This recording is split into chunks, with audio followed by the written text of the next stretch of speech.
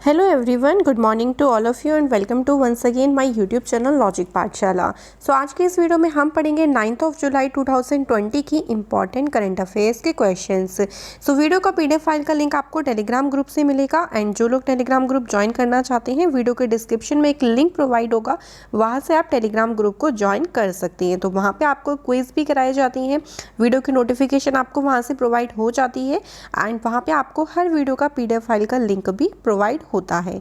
जल्दी से ज्वाइन करें टेलीग्राम ग्रुप को। चलिए स्टार्ट करते हैं एंड देखते हैं आज के इंपॉर्टेंट क्वेश्चंस में हमारे क्या होने वाले हैं। तो देखिए सबसे पहला क्वेश्चन हमारे पास क्या है, भारत का कौन सा राज्य 100% घरों में एलपीजी कनेक्शन देने वाला पहला राज्य बना? Which state of India become the first state to provide LPG connection in 100% household? Answer है इसका option number C, Himachal Pradesh इसका बिल्कुल सही आंसर है। भारत का हिमाचल प्रदेश ऐसा पहला राज्य है जिसने अपने राज्य में 100% घरों में एलपीजी कनेक्शन दिया है। तो ये जो एलपीजी कनेक्शन दिया गया है ये राज्य सरकार ने हिमाचल गृहिणी सुविधा योजना के अंतर्गत सभी को दिया गया है। बात करें अगर इसके अलावा जो एक आपने सुनी भी होगी, एक योजना जो है वो स्टार्ट करी गई थी जिसका नाम था प्रधानमंत्री उज्ज्वला योजना।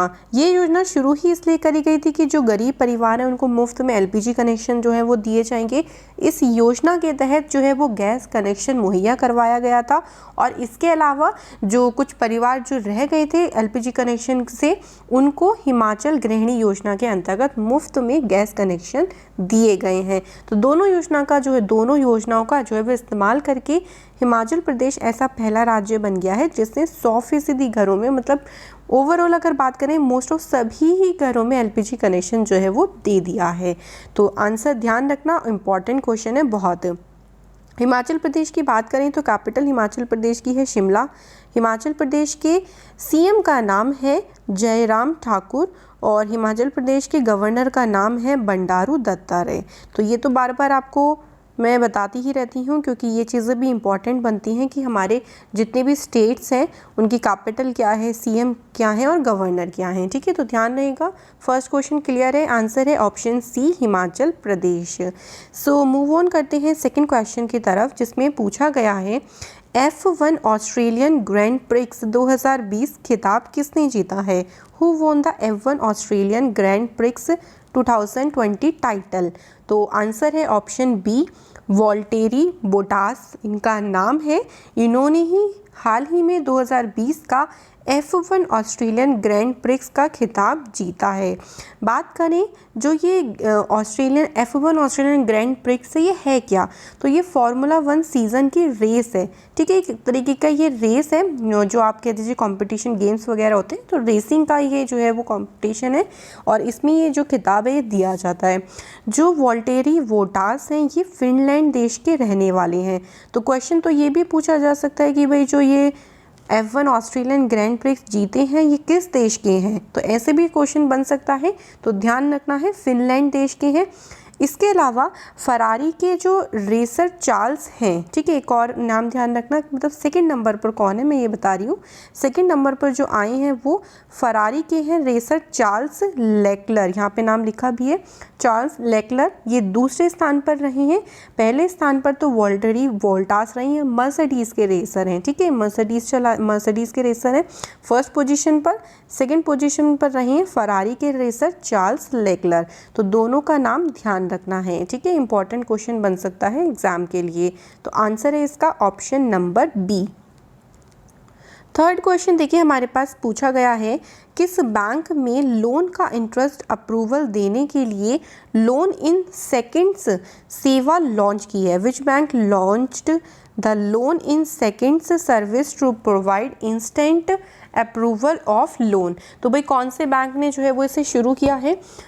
आंसर है इसका हमारा यस बैंक। ठीक है, ऑप्शन नंबर फर्स्ट जो है ए जो है वो इसका बिल्कुल सही आंसर है।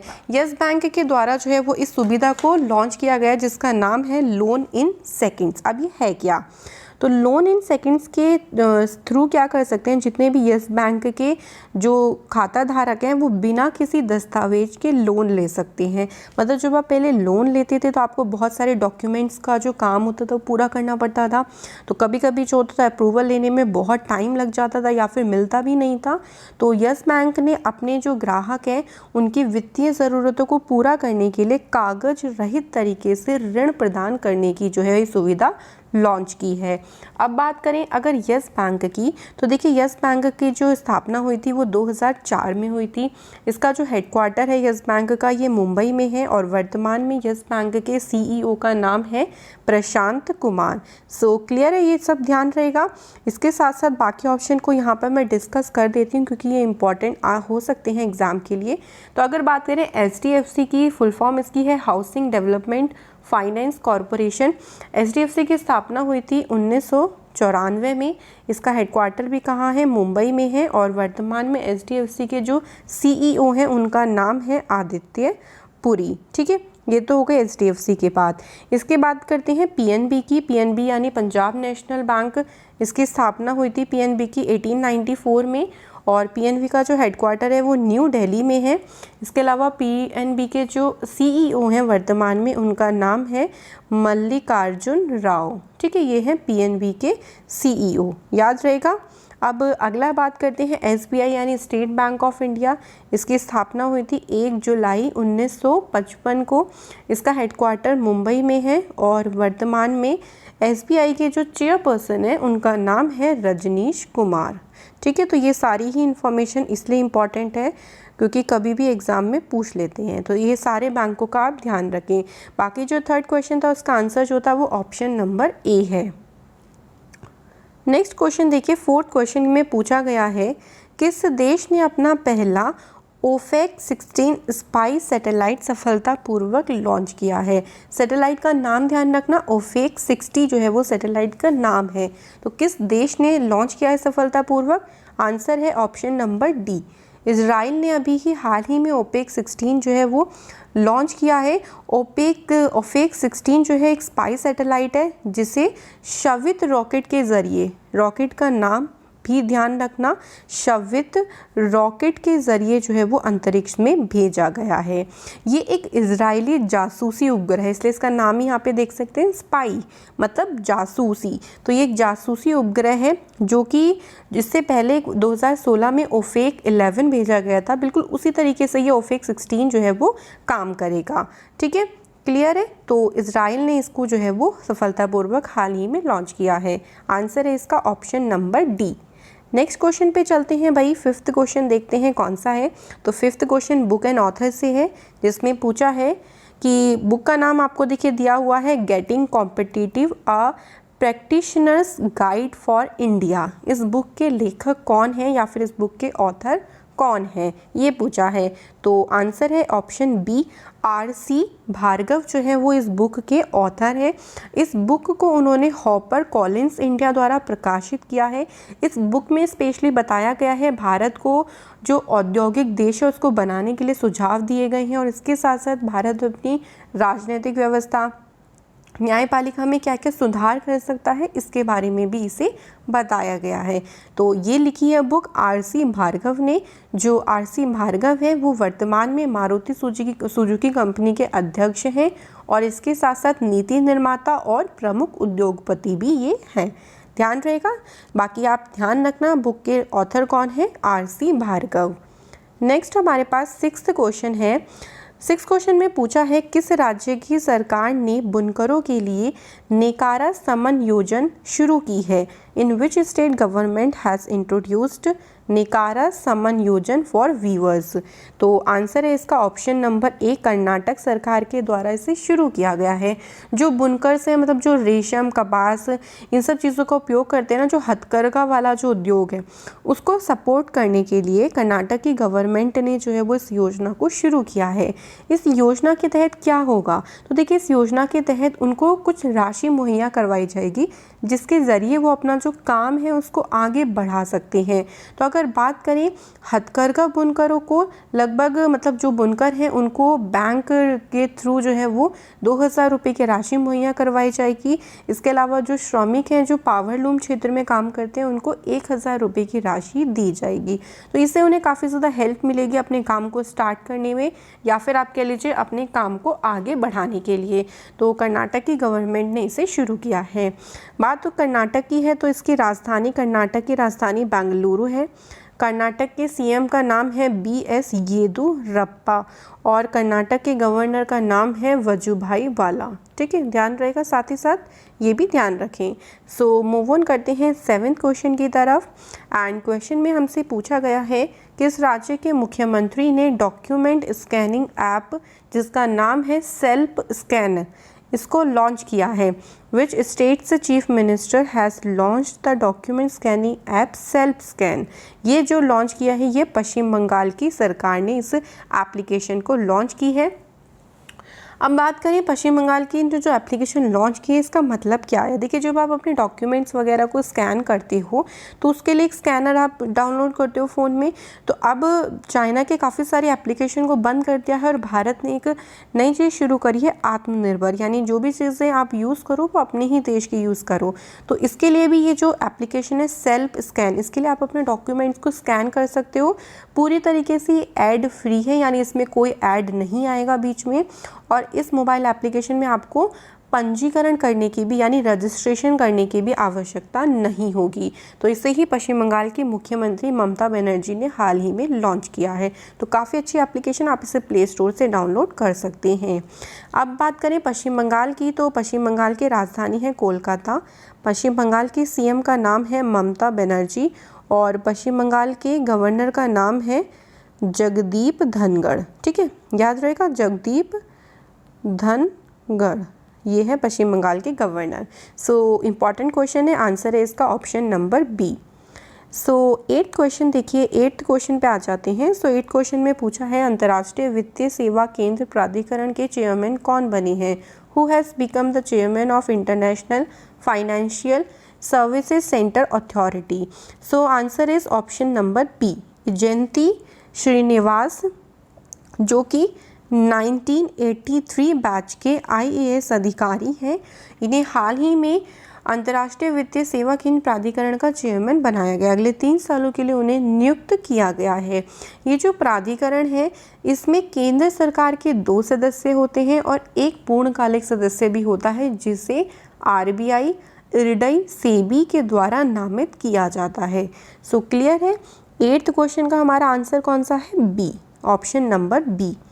9th क्वेश्चन देखिए क्या है। 9th क्वेश्चन में पूछा है भारत द्वारा किस देश में श्री सप्तमी गुरुकुल संस्कृत विश्वविद्यालय की स्थापना की गई। In which country was the Shri Saptami Gurukul Sanskrit University established by India. So answer है ऑप्शन नंबर बी, नेपाल में जो है वो इस विश्वविद्यालय को शुरू किया गया है। नेपाल में मतलब आधुनिक शिक्षा के क्षेत्र में और जो वैदिक शिक्षा है उसको ध्यान में रखते हुए इस विश्वविद्यालय, इस यूनिवर्सिटी को नेपाल में स्थापित किया जाएगा और इसके लिए लगभग 1.94 करोड़ रुपए की लागत से 4 मंजिला जो है वो ये यूनिवर्सिटी बनाई जाएगी। इस यूनिवर्सिटी की देखिए जो नींव थी वो 2009 में रखी गई थी, मतलब इसकी नींव पहले से ही रखी है बट इसका जो काम है वो अब स्टार्ट होगा। तो आंसर है इसका ऑप्शन बी, नेपाल। लास्ट हमारे पास क्वेश्चन है 10th क्वेश्चन। उसमें पूछा है दुनिया का तीसरा सबसे बड़ा स्टेडियम कहाँ बनाया जाएगा। मतलब टॉप 2 स्टेडियम जो सबसे बड़े हैं, उसके बाद अब 3rd नंबर पे जो स्टेडियम आएगा पूरा वर्ल्ड में वो कहाँ बनाया जाएगा। तो ये बनाया जाएगा ऑप्शन सी, जयपुर में। राजस्थान की राजधानी है जयपुर, वहाँ पे ये स्टेडियम बनाया जाएगा और इसकी जो कैपेसिटी होगी वो 75,000 दर्शकों की होगी। यानी इस स्टेडियम में 75,000 जो दर्शक हैं वो बैठ सकते हैं और ये पूरे वर्ल्ड में तीसरे नंबर पर आएगा। अब अगर तीसरे नंबर पर आएगा तो हमें पहले और दूसरे नंबर का भी पता होना चाहिए। तो पहले नंबर पर भी हमारे इंडिया का ही एक स्टेडियम है जिसका नाम है मोटेरा स्टेडियम। ये मोटेरा स्टेडियम जो है वो अहमदाबाद में है और इसकी जो कैपेसिटी है वो 1.10 लाख लोग इसमें जो है वो बैठ सकते हैं। इसके बाद जो दूसरा स्टेडियम दूसरे नंबर पर आता है वो आता है Melbourne cricket stadium. Melbourne cricket stadium की कैपेसिटी है 1.02 लाख, यानी इसकी कैपेसिटी सबसे ज़्यादा है। 1.10 लाख लोग इसमें बैठ सकते हैं। मेलबर्न में 1.02 लाख बैठ सकते हैं। अब जो तीसरे नंबर का बनेगा वो भारत में ही बनेगा और इसमें 75,000 लोग बैठ सकते हैं, जो कि जयपुर में बनेगा। टोटल 100 एकड़ में जो है वो ये स्टेडियम फैला होगा। ठीक है, क्लियर है। इंपॉर्टेंट क्वेश्चन है, काफ़ी ज़्यादा पूछ लिया जाएगा और फर्स्ट और सेकंड वाला भी साथ ही साथ ध्यान रखें। तो क्वेश्चन हमारे यहीं पे समाप्त हो गए हैं। आज का प्रश्न जो होमवर्क आप सभी के लिए होता है उसमें पूछा है, किस राज्य में सांप की नई प्रजाति लाल कोरल कुकरी सांप देखा गया है? झारखंड, मध्य प्रदेश, उत्तर प्रदेश या फिर कर्नाटक? सो आंसर ज़रूर करें कमेंट सेक्शन में कि कौन सा ऑप्शन जो है वो बिल्कुल सही होगा। लास्ट वीडियो का क्वेश्चन जो दिया गया था उसका आंसर डिस्कस करते हैं भाई, क्या है। लास्ट वीडियो में क्वेश्चन पूछा था कि किस देश में सुअरों की प्रजाति में G4 नामक वायरस पाया गया? तो इस क्वेश्चन का आंसर है ऑप्शन ए, चीन। चीन में एक नया वायरस फिर से पैदा हो रहा है जो कि मोस्ट ऑफ सुअरों में देखा जा रहा है, लेकिन ये धीरे धीरे करके कुछ पर्सन्स में भी जो है वो फैल रहा है, जिसका नाम क्या रखा गया है? G4 virus. ध्यान रखना, चीन में जो है वो ये फैल रहा है। आंसर इसका ऑप्शन ए है। वीडियो गाइस क्लियर हो गई होगी सभी को। वीडियो हमारी यहीं पे समाप्त होती है। अच्छी लगे तो लाइक शेयर सब्सक्राइब करना बिल्कुल ना भूलें एंड वीडियो का PDF फाइल का लिंक चाहते हैं तो टेलीग्राम ग्रुप जल्दी से ज्वाइन कर लें। मिलते हैं नेक्स्ट वीडियो में। Take care, good bye, all the best for your success and keep learning, keep share.